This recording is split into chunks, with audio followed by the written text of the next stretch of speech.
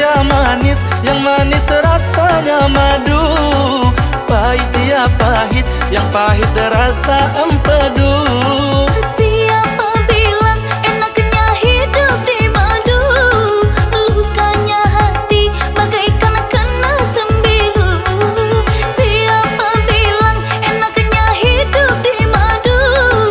Lukanya hati bagaikan kena sembilu. Sehari yang tua, sehari untuk yang muda. Tiada ketenangan di dalam berumah tangga.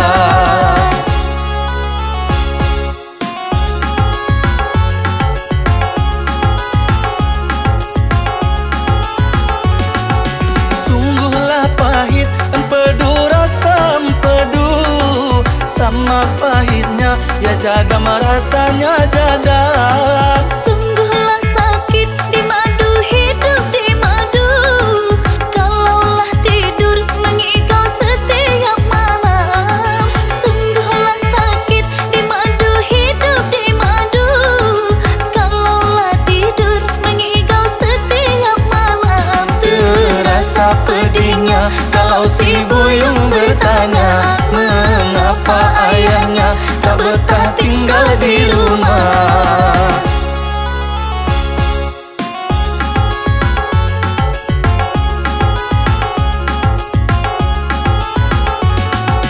Pada empedu baiklah makan peria. Walaupun pahit berguna, sangat berguna. Pada di madu baiklah bercerai saja. Hidup terasa bagaikan dalam neraka. Pada di madu baiklah bercerai saja. Hidup terasa bagaikan dalam neraka.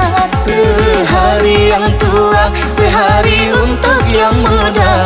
Tiada ketenangan di dalam berumah tangga. Terasa pedihnya kalau si buyung bertanya, mengapa ayahnya tak betah tinggal di rumah.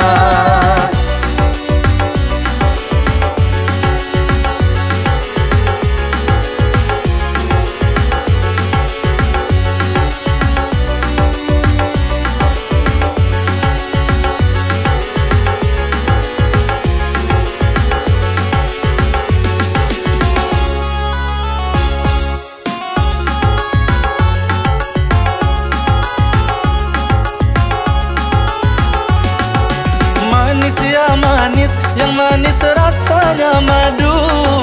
Pahit ya pahit, yang pahit rasa empedu.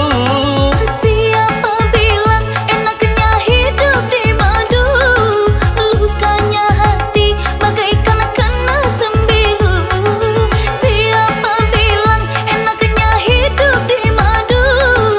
Lukanya hati bagaikan kena sembilu. Sehari yang tua, sehari untuk yang muda. Tiada ketenangan